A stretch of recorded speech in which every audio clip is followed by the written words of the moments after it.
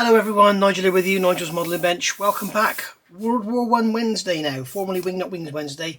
And here we are back. I think this is number 18 now, and this is part 3 of the build of this Sopwith Camel. Now I'm not sure how this video is going to go, but we may have a look at something else in this video, so we just have a bit of variation going on rather than just, you know, every week having the same kit. So basically, in part 2, we got bits and pieces done. If you remember, we had the problem gluing these bits together. Well, these are all filled and sanded and painted now. This is painted in LP70 gloss aluminium, and then it's given a coat of LP24 semi-gloss varnish just to tone it down a bit.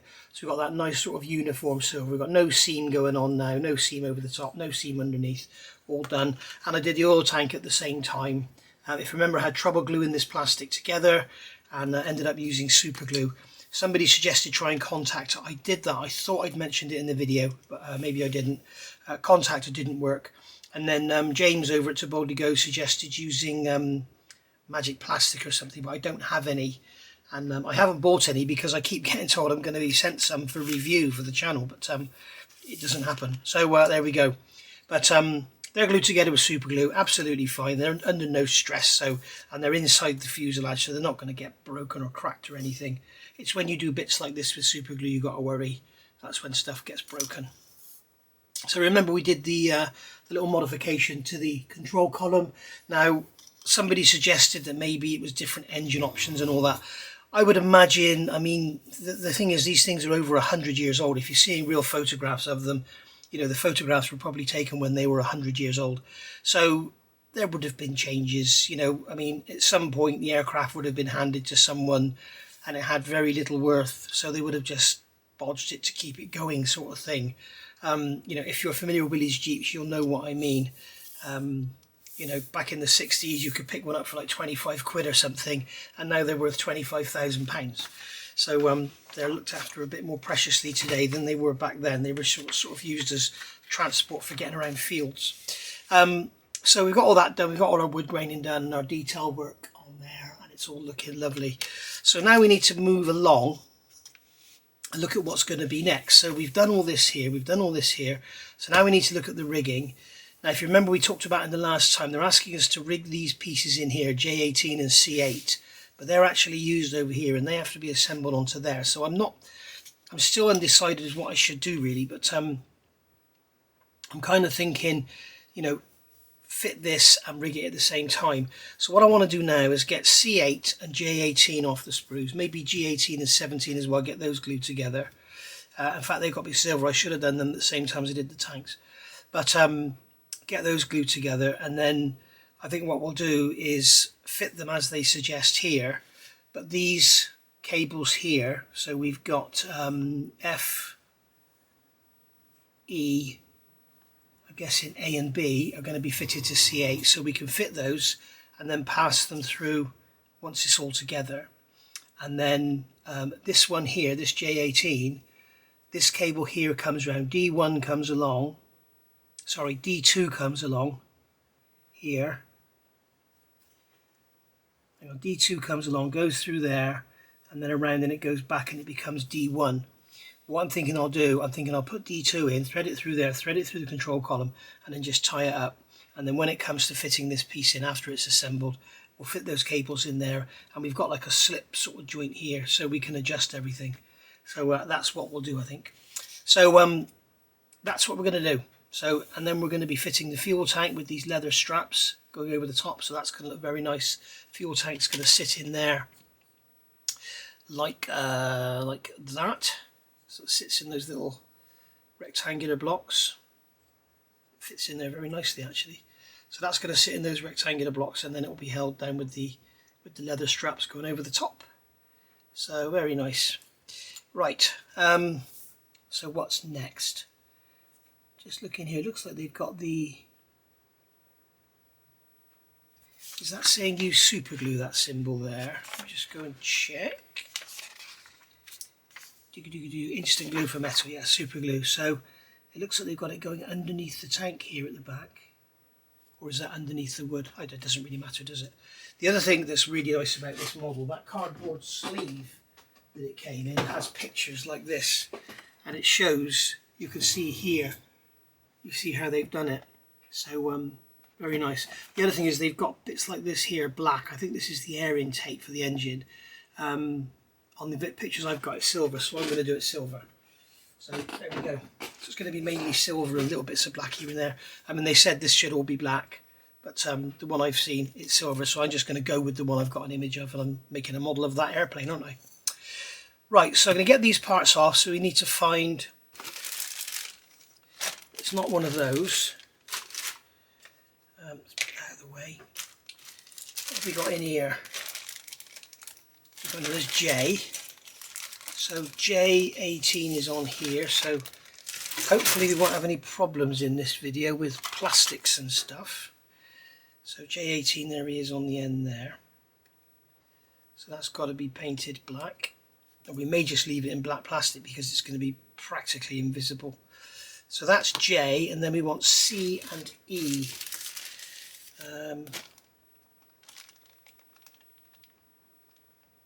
Not sure what these are here. What's this one here? That one's G. We want G, don't we, for those bits there. I'll tell you what, I'll do this off camera. I'll get the bits off camera and then I'll come back and we'll clean them up. Okay, so we've got these parts off the sprue.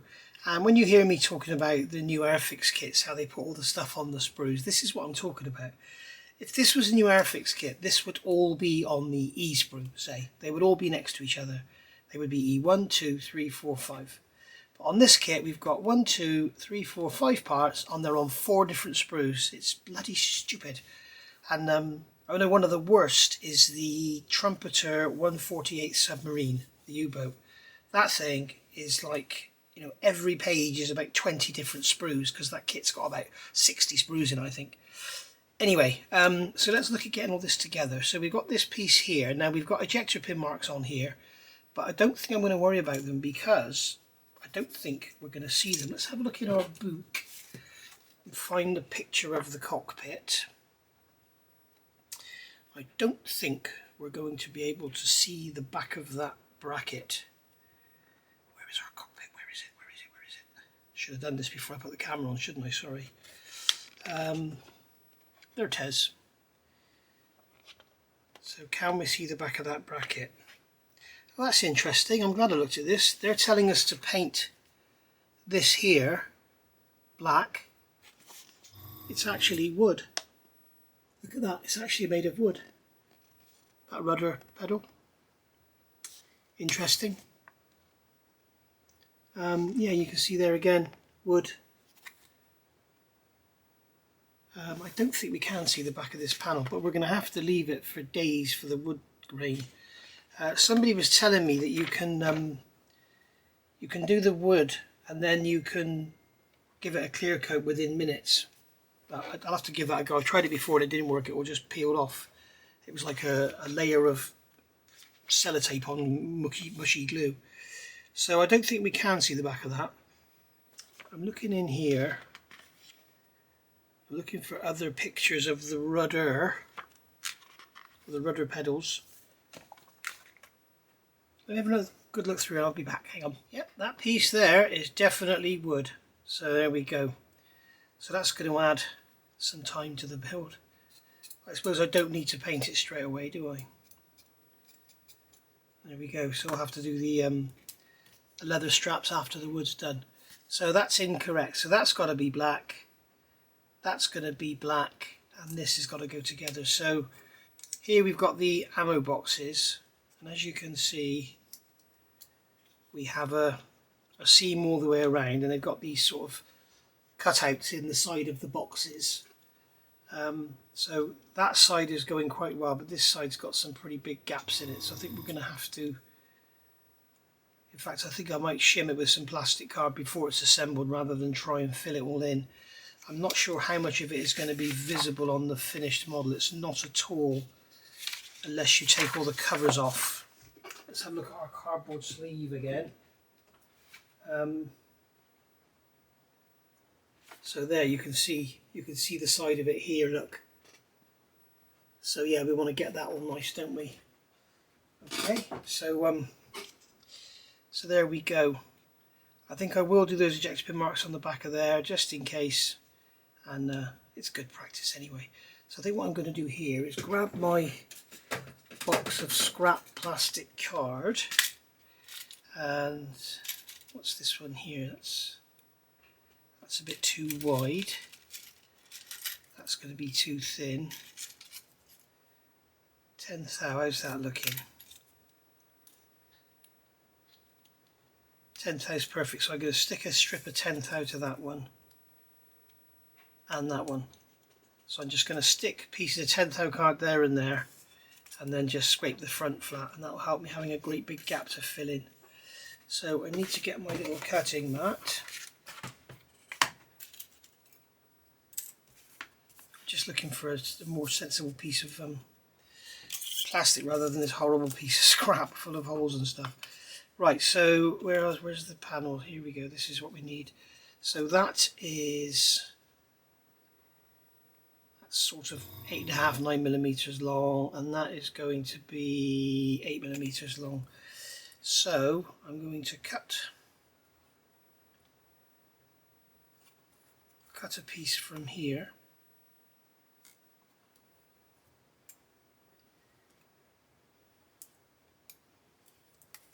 There we go. Put that back in there, cut the end off sort of squarish, and then 8.5 and 8. There we go, and then we'll grab our extra thin.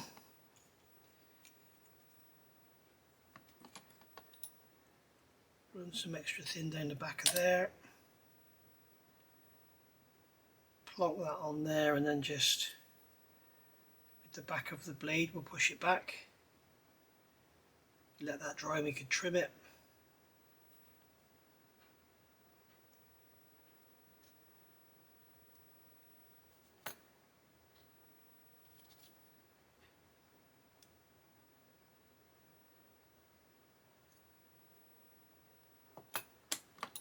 There we are, that's that one done, and then we'll do the same on this one.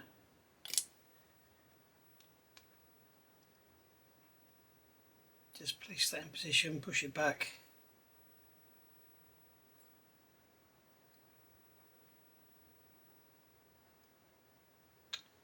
Stop rocking over.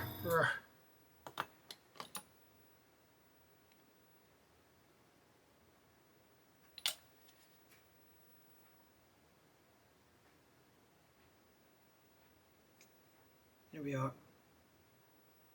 That's roughly in place. And then we can put it together like so. As you can see now, those gaps are filled in, and we've still got touching here, so we don't have great big gaps to fill in now. So we'll let that glue dry solid, and then give those a trim back, and that'll all be good to go. Right, see you in a minute. Right, so we've done the ejector pin marks in the back there. They're all just sanded out. They were raised, luckily. So I've just noticed we've got some sink marks there as well to deal with those. So basically this is going to pop into here like that. Got a couple of close pegs at the ready. Got the Tamiya extra thin. So I'm going to run the Tamiya extra thin into here. Don't need to be neat and tidy because it's all going to have to be sanded and probably seam filled with super glue and everything. So go all the way around, get plenty of cement in there, let it capillary into the joint. Just like so.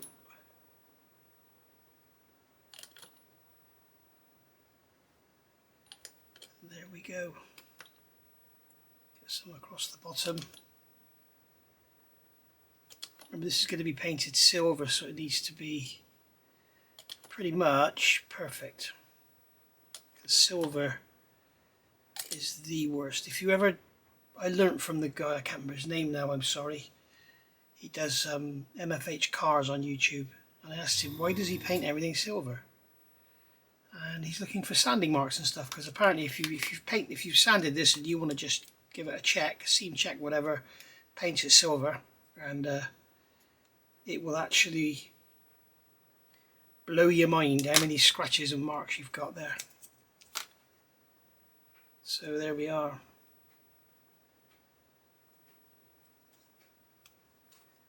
There we go, right. So I'm going to get another peg on there on the top. And I'm going to get another peg on there on the bottom. There we go. So we'll let that dry for a while and get its seams all sanded out. I think in the meantime, that's going to have to be wood grained. I'm going to put that in there for safekeeping, and that little ring. So that's going to have to be done with seams and everything before we can do any black. That's going to have to be painted and wood grained. But I'm not going to get all the oils out just for that one piece. Oops, and that piece there that I've just chucked on the floor or somewhere, it's actually chucked it into my lap. That's got to be black as well, so that can go in the box. So we've got our parts here now which need to be painted black. Sorry, the wood obviously needs to be done wood grain. So now we can have a look at this rigging. So we need to, it's saying here, please wire the control cable, and it's saying up there UA1. Be careful not to snap that up. In fact, I'm going to put that in there out of the way. So we've got to make some little labels of masking tape, and we've got to get some super glue. It's saying harden with instant glue the tip of the thread, please cut at an angle. So we'll get the thread out. I've actually marked them up because I wasn't quite sure what was what. This one here is UA1, the silver one. So I'm guessing they've given it silver so it looks like metal cables, which is fine by me. So we've got this plastic wrapping on here. Careful not to touch the thread with the knife. There we go. There's two new little ones around. I think it's their first time they've been allowed out of the garden or whatever, and they're ever so funny. I think they're twins, and they're absolutely hilarious. Whenever you go out, they always come and speak to you, and they're not at all shy. They're ever so funny. They must be about, I don't know, 4. Right, so basically we need to cut the thread there. What they're telling us to do here is harden with instant glue the tip of the thread, please cut at an angle. So I'm guessing what they're saying here is this is going to be very difficult to thread through the hole. So let's just grab this as an example. There's a rigging hole there. So I can see where they're coming from, kind of. God, bloody, that's tight in there. These Japanese don't mess about, do they? Oh, there we go, got it. Right, so I'm just wondering if I cut it fresh. Okay, I see what they mean now. It's not the best rigging material, but it needs to be fairly decent size. I mean, the stuff we've got doesn't actually give a diameter on here. It says 40 meters of number 9, but the stuff that I've got, the model cast and stuff, is going to be too fine, I think. Let's see if we can measure this, see what size it is.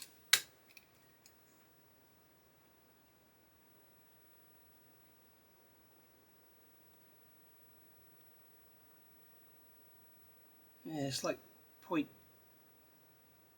it's not 0.15, there's no way it's 0.15, it's thicker than that. So obviously when I measure it, it's turning into the pitch of the thread, if you like. So what we're going to do here, just going to try something. I'm going to get some XT thin, put that down there, and I'm going to dip the end of this in the XT thin, and it will soak up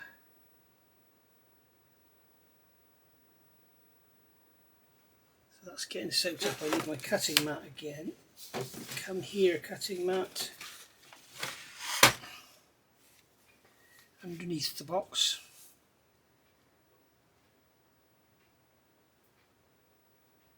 And what they're suggesting here is that we cut it on an angle, and that should make it easier to thread, and it doesn't.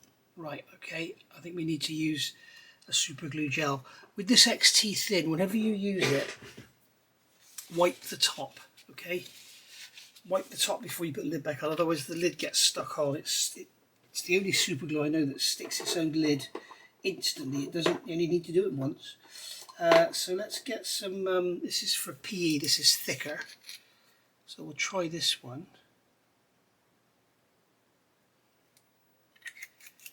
Okay, so we'll cut the end of that off there.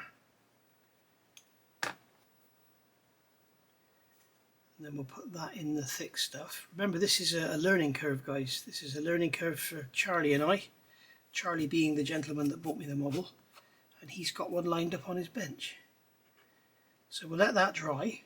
I guess what we could do is grab some accelerator.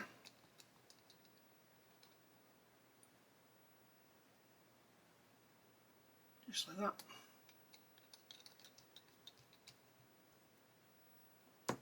So it doesn't, the other beauty of that, it doesn't wick up the thread so much. It only went about 3 mil up.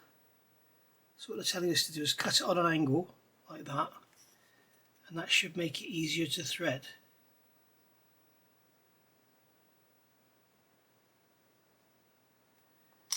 I'm going to try holding it with the tweezers closer to the end. Keep forgetting to turn my compressor off, sorry guys. And there we are. So what Hasegawa told us is actually correct. So what we need here are some lengths. So the first thing I'm going to do is make some masking tape labels. So I'll just do one and then I'll do the rest off camera. I'm going to get some 10mm tape. I'm going to lay it out in a line on here. We're going to keep this all neat and tidy so it looks lovely for the camera. Presentation is what it's all about. So we'll cut the end here. Okay. Remove that bit. And then we'll go 2, 4, 6, 8, 10, 12. There we go. That tiny little piece of waste on the end there. There we go. And then what I'm going to do is take my Sharpie. So we've got A, B, C, A, B, C1, C2, D1, D2, E, and then we've got F, G and H, so I need another 3. And then the other thing I'm going to do is put a dotted line down the middle here. Shut up, compressor. And that'll show me where to fold it on the string. So you can see I'm being a right little fussy one now. Okay, so I'll make the F and the G. And then we've got those made up. Okay, so we've got all our labels made, as you can see there. And I don't need A, B, E and F because they're the ones that go on that rudder bar. So what we're going to do, we are going to make our threads with the Hasegawa suggested method of having this glued end. So the first one I'm going to make is C1, which goes along here and through the control column. And what they're telling me here is C1 and D1 need to be 60 centimeters. Not 60 millimeters, 60 centimeters. So we're going to have that there, go down to there. So that's 20. And then come to there, go away. It's all approximate. That's 40. I'm sure they've given us plenty of extra length, so I just hope they've given us enough thread. And that's 60. So what we can do here is I'm going to pick this up like so. I'm going to take it over to the super glue. I'm going to dip that in the super glue like that, I should have undone my accelerator first, shouldn't I? Pull that through my fingers.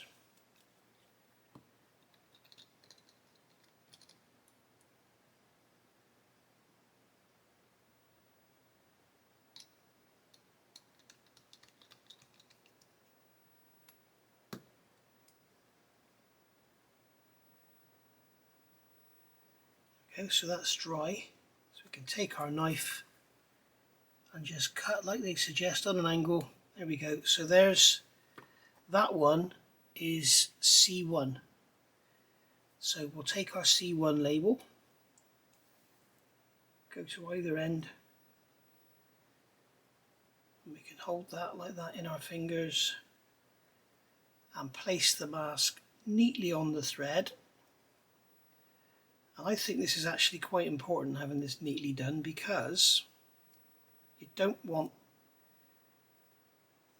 if you get the tape folded over nice and square and centered, you shouldn't get, this is proving very difficult, you shouldn't get any dodgy corners sticking out. There we go. So like that, so we haven't got any dodgy sticky corners sticking out. There's a little bit of an overlap there. So there's our C1, okay. And then I'm going to do the same. I'm now going to make D1. Okay, so there's all our threads all made up. I've made all of them, so we'll just coil them up and save them for those four for the rudder. So what we've got to do now is look at getting some of these connected up. So I think I'm going to start with, so because D1 is coming through the back and then it's going through the front, so we need to start with D2. So that's the second one in. So we need to get D2. Okay, so we need to get D1 and go from the front. So where's D1? The one thing I can't see is D1. There we go, there it is. Right, so there's D1. So D1 is going to end up here because this is D1, and obviously I'm not connecting this piece in at the moment. So D1 is going to be coming out of the left hand side back of the front end of the control column. So this has got to go through. I'm going to probably have to turn the camera off, and there's some dogs having some fun outside. I expect you can hear them. Not mine, I don't have one yet. But you will be seeing something at some point.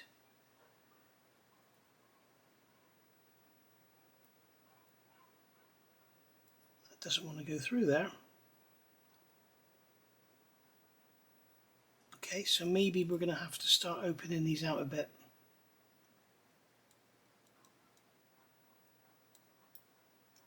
Either that was because the super glue is making it rigid and it won't go around the corner. That's what I want to suss out. I'm probably going to turn the camera off and do this off camera because I need to do one on camera, don't I? Yeah, it's going through straight, but it won't go through on the angle.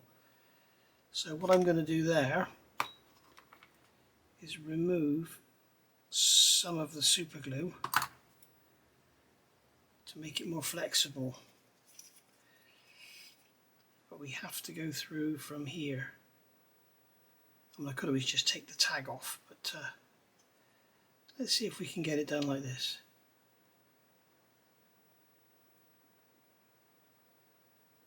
It's going in the hole, but it doesn't want to go around the bend. No.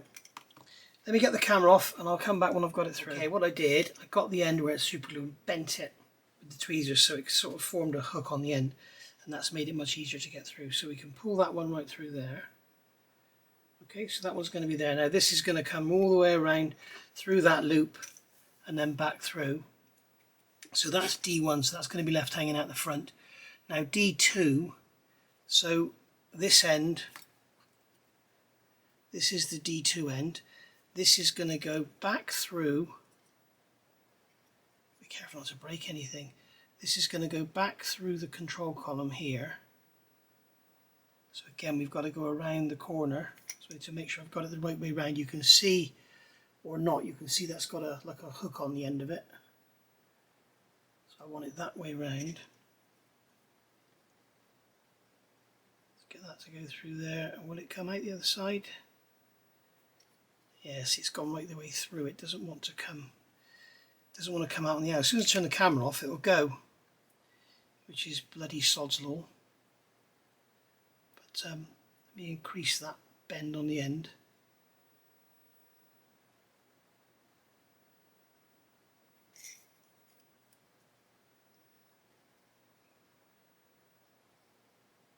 See if I can get it through now.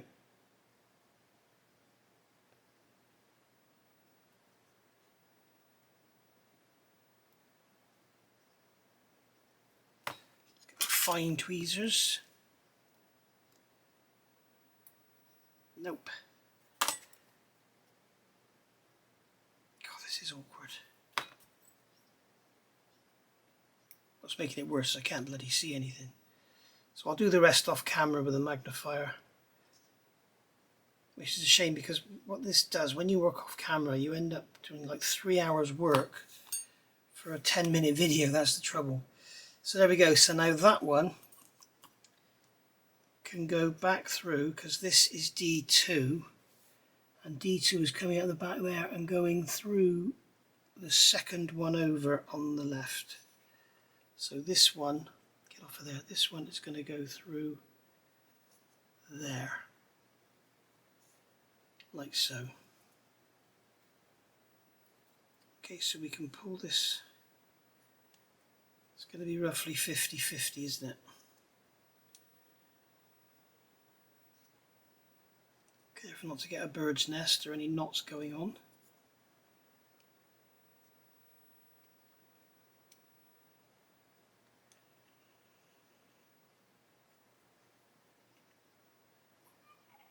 There we go.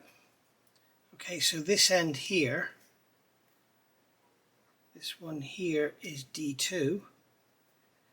So we've got to grab that, and we've got to grab our D2 sticker, stick it on there like that.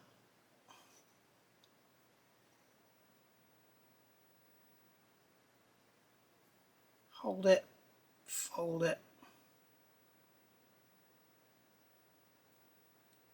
squeeze it together, squeeze it nice and tight on the string. And there we go. So there's our first control light in, and that's got stuck in the... This is going to be fun, isn't it? So that's our first one in, and what we're going to have to do with this is take that tag off, put it through, and then replace the tag. Once we've got that little piece J18 in there, which is going to be fitted to the bottom of this, and it's going to sit up in front of there like that. Right, I'm going to get the other one done, obviously off camera, and then we'll look at doing some knot tying and stuff. So I'll get this other one in, see you in a minute. So as you can see, I've got all those on, they're all in a plastic bag behind. Now I've attached this one here, which is G, so this is the one for the port side, and then this one here is these are going to go to the ailerons, and then this one here, you can see what I've done. I've got, this is H, and I've got it tied off in a single granny knot, okay? And then what I'm going to do is put this clothes peg is attached to the thread, as you can see. So I'm going to hang the clothes peg off the side of the bench. All right, I can just hold that like that, and then I can grab this end of the knot with my left hand, and then a drop of super glue onto that knot, and just let that dry. I'm going to get a drop of accelerator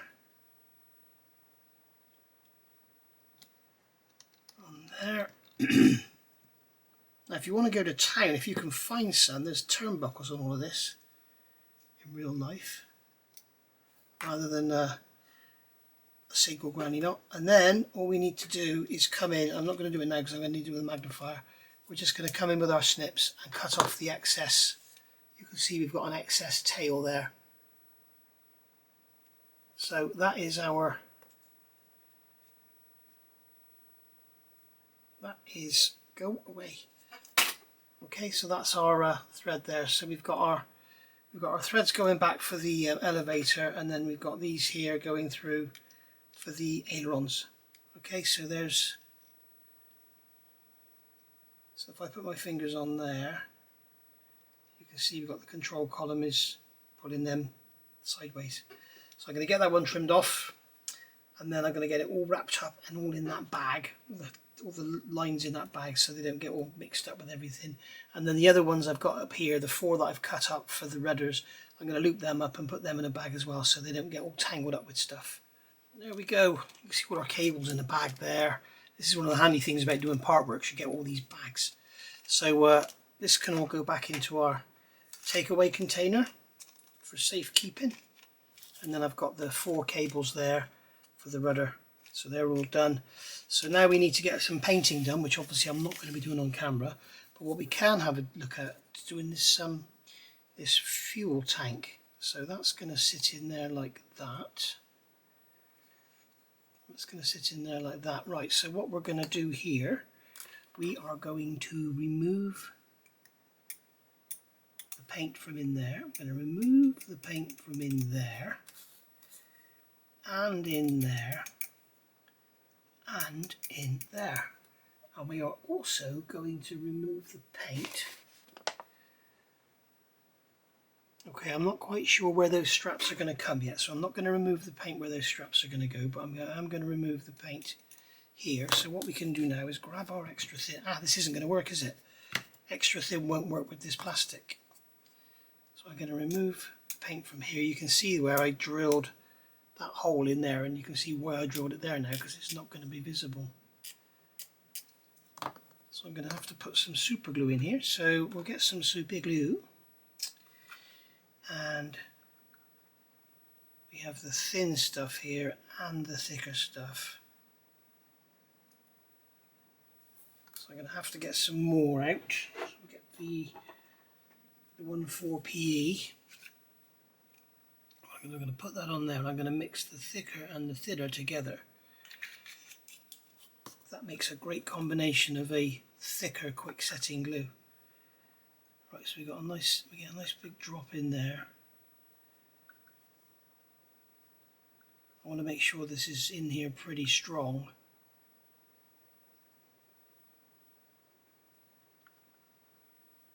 Because it's going to get knocked about during the build when we're threading those cables through and stuff. I'm just going to grab a cotton bud and remove that excess from the top of there and there. Come on, I'm wiping it everywhere now. Don't want to end up with big shiny patches, do we?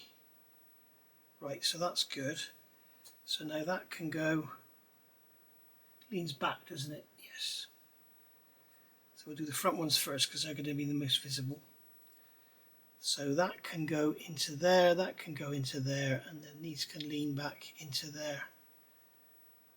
And there we are, that is our fuel tank glued in place. Now remember guys, we're not doing any weathering or anything. I may do some oils and stuff to enhance the detail. I won't be doing any weathering at all. This will be like a brand new showpiece. And a few of you have been asking if I'm going to cover it. No, is the answer. The whole point of having this is so it's all exposed. I was going to cover it, I may as well just make a plastic model. Which is I suppose what this is actually, isn't it? Of course, a stupid thing to say, Nige. Okay, so that's in there. How can I support this? Will it sit on there? No. I'm just wondering how I can support this without putting any pressure on that joint. I know. A couple of metal blocks. One. Where's the other one? Here. 1, 2, and that can sit on there like that. There we go. And if we put that underneath, we can give that a good push down without breaking anything. There we are. So that can sit there for 10 minutes and dry. Okay, so in the green box, at the end of the box, there's this pack here with T67 China written on it, made in China. And we've got the silver strip there. We've got some brass wire, copper wire, whatever it is. And there's this one in here, and this is the UA4. Yeah, the UA4. And what we've got to cut, we have to cut a 100mm length, 2.5mm width. So I believe this is 100mm long. Get this the right way up. Yes, this is 100mm long and it needs to be 2.5mm width. So that's going to be easier said than done because it's not straight. So I think what I'm going to do is take some masking tape and take this down to hold it straight.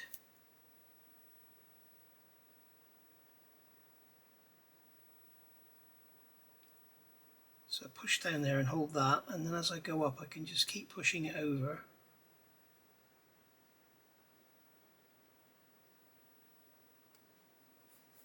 There you are, until it's nice and straight. Just going to peel that up a bit, push that over a bit more. I've got a delivery, I can hear somebody just pulled up. Okay, so that's the next lot of the Mustang stuff just been delivered. So we need two pieces 2.5mm wide, 100mm long. So I'm going to get my rule here. So the 2.5mm is going to have to be a guesstimate. So there's 2, there's 2.5. In fact, I think I've got... No, I thought this rule had 0.5 mils on it. It doesn't. This one does. So what I could do is use this one. I'm as blind as a bat, I can't even bloody see 0.5 mil, so I may as well just guess it. In fact, is this rule in 0.1s? No, it's in 30 seconds, because 2.5mm is 100 thou. 1, 2, 3, 4, 5, 6, 7, 8, 9, 10. There we go. So if we go 0.1 on here,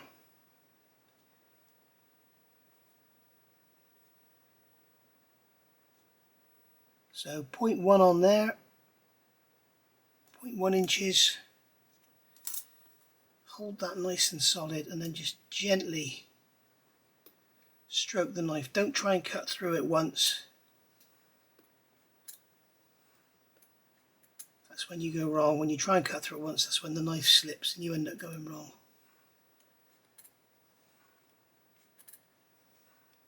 Just keep going until you cut through.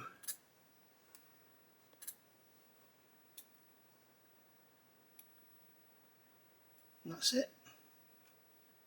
That's our first piece. And then we'll do a second piece. There we go.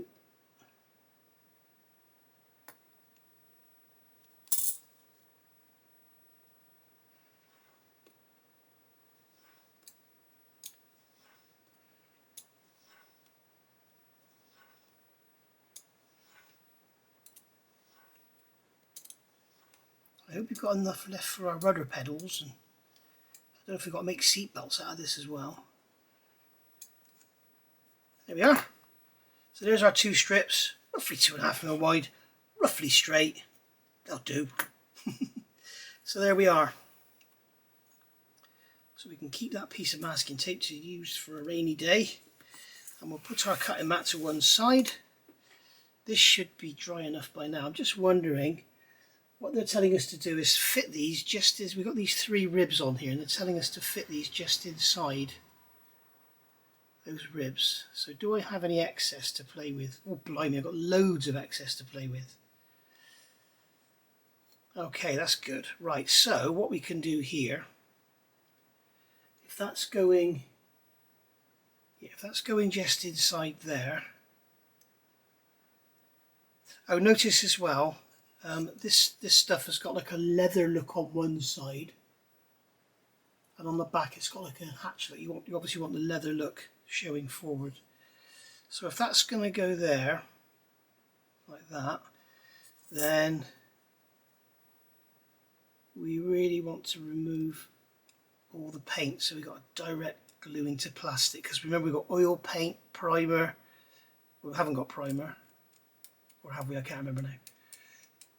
We've got 2 lots of clear coat, 2 lots of oil paint, and a base coat.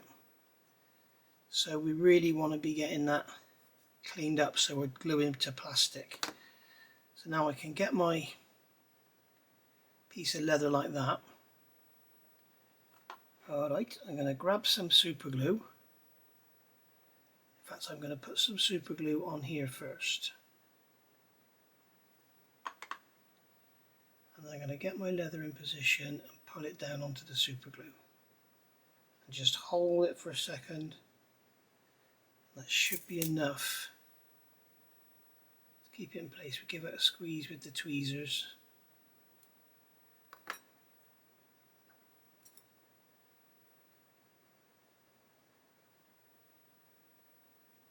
I'm going to have to hold that, I think, because I don't think it's going to want to dry without me holding it. There we go, they're on. I haven't glued them to the tank at all, I've only glued them to the frame.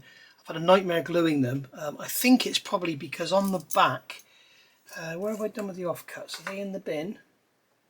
What have we done with them? Where have they gone? On the back, it has this sort of, as I showed you just now, is this serrated. I don't know if it's because there's air there, so what I found was I had to use accelerator, and I used a large drop of glue as well, and then they've gone on nice and solid, so that's cool. And then I'm using these cheaper cutters. These are from Dave Coley, because they've got a good angle on them, so you can get in and get it cut off pretty square. So there we are, so we can get into that one and then into that one, cut the excess off. You may wish to wrap them round or something, but I've decided to just cut them off for that last little bit. I use those Dave Coley cutters for cutting brass rod and stuff, and they are amazing for that. They really are good. So there we are. I'm just going to trim this excess off of here, if I dare. Not quite sure how I'm going to get in there to do it, but don't really want to upset that super glue, that's the trouble, and I don't want to scratch my wood grain, so I think I'll leave that for now. Maybe I can nip away at it with this. There we go. There we go. So yeah, you can see what's happened. Look, it's come away. It's come away because it just does not want to stick. So that is a real shame. Here's another part of this model that doesn't want to stick. So I'm using bloody super glue, and it just doesn't want to go. It's crazy. I think what I'm going to try and do is use the black thin and clamp it. So if that one's come away, I wonder if the others are just going to come away as well. Nope, nope. And what's amazing is it's actually pulled away from the plastic, not from the strap. So you would have thought it would have come away from the strap. So what I'm going to do here is put this down on the bench. We have a little excess of glue sticking out of the side of that strap, so I'm going to remove that, otherwise we'll have twice the amount when we glue it again. What I may even do for longevity, because you don't want to come into your model one day and find that strap sticking up in the air when you've long built the model, what I might do is drill through and pin them. Just put a brass pin in there just to hold them, so it's like a rivet. I could always use some of the Anise rivets, couldn't I? Just paint the head silver, that would look good. Right, so we need to get some more. It's very strange how this is not working. I mean, they're actually telling me to use super glue for metal, and I am using super glue, VMS super glue for PE.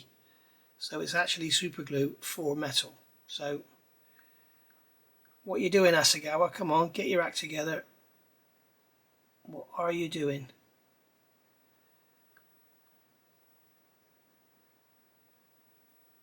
So we'll get that like that. I'm going to grab a clamp. Where are my little bulldog clamps? Here we go, here's my bulldog clamps. Grab one of those. And we'll get this over into the right position with our tweezers. Get that down like that. Get a clamp on it. There we are. And just let that sit without any accelerator. So there we go. Right. I don't know what's next. I'm not going to use any accelerator on there. Right. See you in a sec. So this, while that's all drying,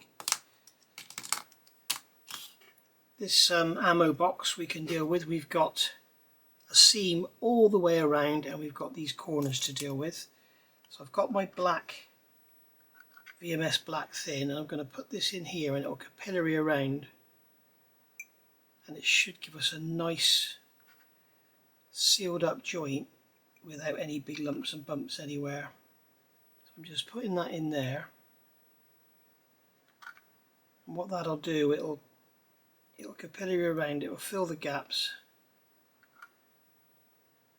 but because it'll capillary around, it will actually pull itself in, so you should end up with, or we should end up with, quite a sharp corner in there. And then the same on this one. It's this side that has the gap.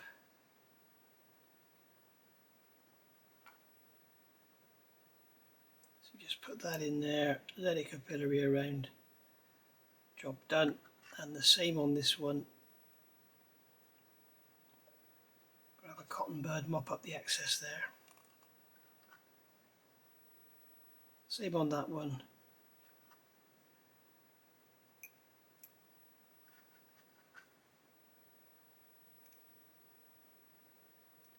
And there we go.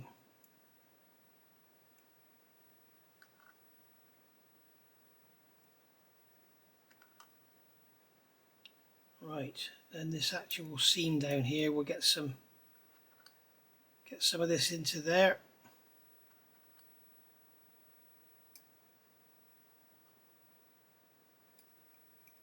Get some into there. Basically, I'm just going to go all the way around the seams. Shame it's black plastic because we can't see where the super glue is. We don't have any white super glue. I could have used Mr. Surfacer, but unfortunately Mr. Surfacer shrinks back. So I don't like using it now on seams. I like using super glue. Especially since I've discovered this VMS black thin. It's bloody amazing.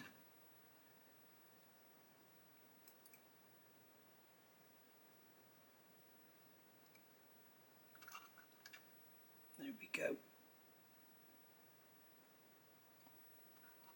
One more little bit down there.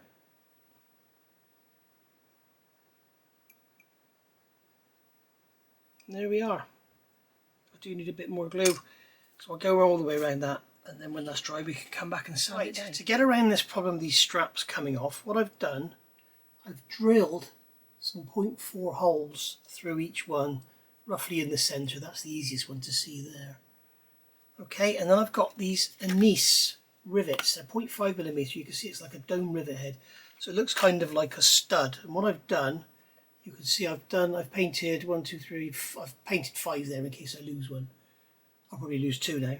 But they're just painted with the brass. Okay, so all we do is we come along here, and I'm going to try and do this without a magnifier, which is going to be nigh impossible for me because I'm as blind as a bat. And what I'm going to do is just hold that rivet in the tweezers, like so. You probably can't even see it. And then what we're going to do is find the hole. Who misses? Let's see if I can find the hole even though I can't see it. And then that rivet should just pop into that hole if I can find it. There we go. Of course I'm trying to fight these on an angle, aren't they? Let me come to one of the ones in the back. It's easier to see. I should have gone straight for the back. Here we go. Right, can I see this one?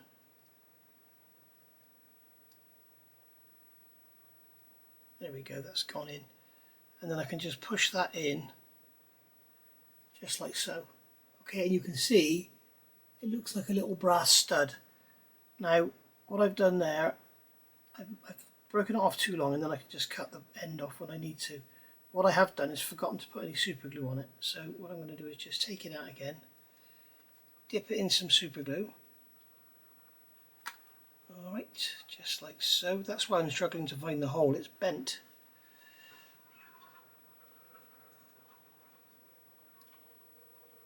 So there we are. This is like watching cruelty on TV, guys.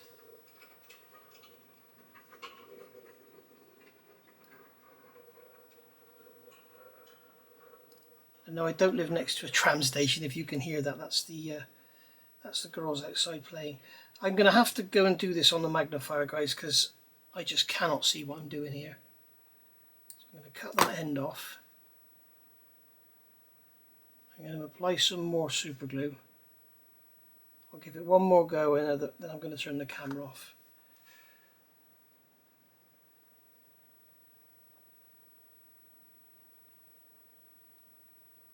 Here we go, we're in. There we are, it just looks like a little brass stud in there. If you can make that out. There we go. Okay, I'm going to get the others done and then I'll be back. Okay, so there we go. Those studs are in. And as you can see, they're just going to give an extra little bit of support just in case that super glue gives out.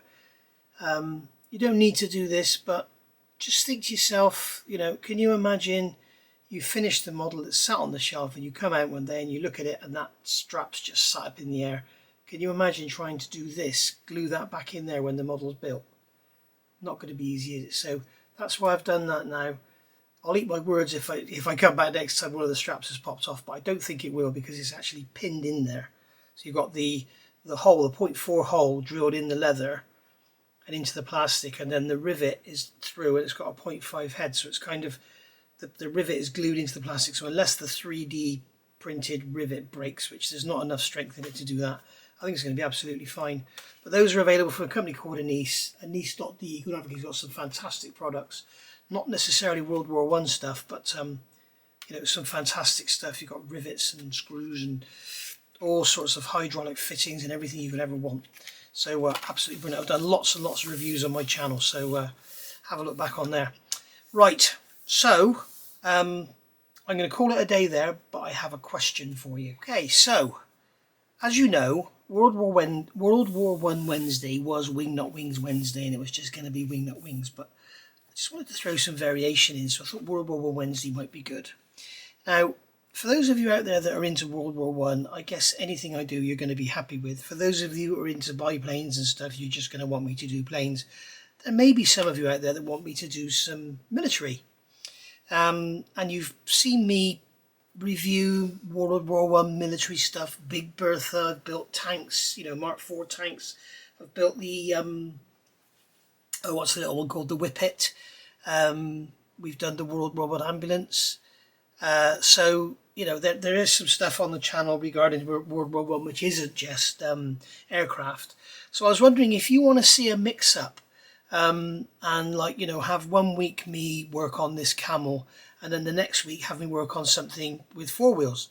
So I dragged these two out of the stash. I've reviewed both of these kits and they're both quite complex. This is the Austin Armoured Car 3rd Series, Ukrainian, Polish, Georgian and Romanian service.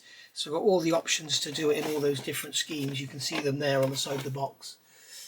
So as I say, I have reviewed this kit and hence it's no longer in bags because generally Mini Art stuff comes in one big bag and you can see there's like a million parts. They, you know, if you've got a distributor cap which would normally be 1 part, Mini Art will make it in 17 different parts. So we've also got a full interior on there.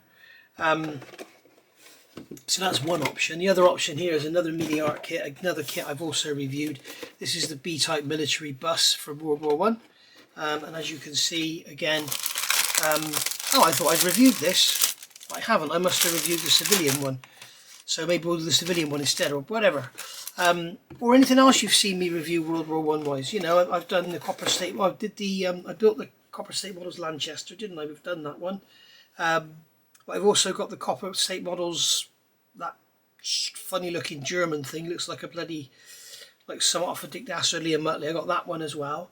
So yeah, have a think about it. Let me know in the comments below if you'd like to just see me carry on with this. I mean, there is no option to just do this. I'm not just going to do this. I'm always going to be working on this as well. So you might want to see a mix-up with that, and you know, but just this and one other military kit.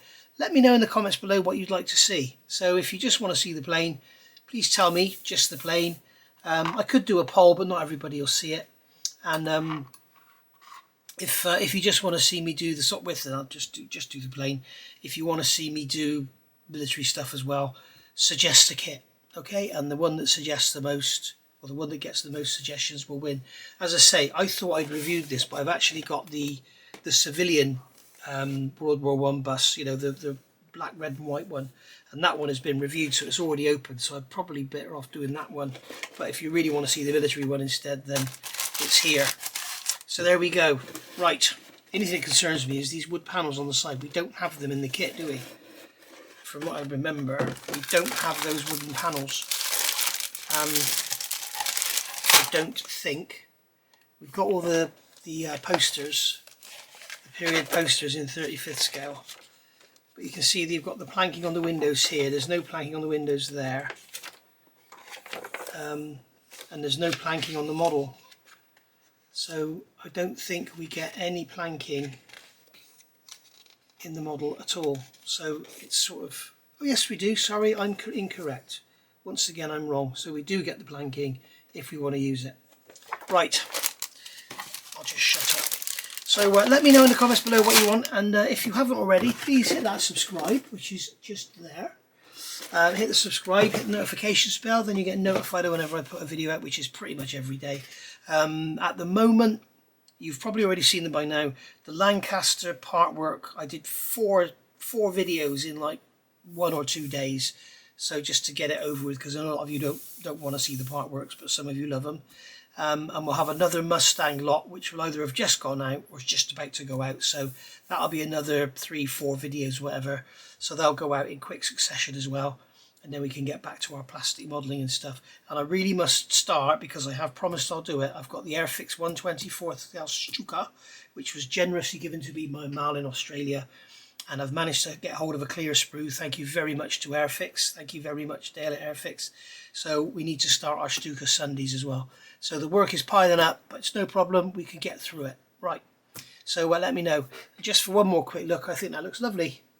Even if I say so myself, we've got the wood, we've got the aluminium, we've got the detail painting down here, we've got the leather straps. I think that's looking great. I think this is going to be a very, very pretty model.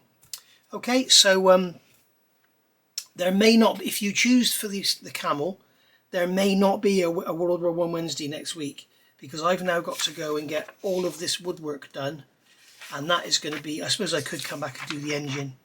We'll have a look anyway, but this is going to be a whole load of work getting all this woodwork done, all the cleanup and everything. It's just going to be probably 2 days work, so we shall see.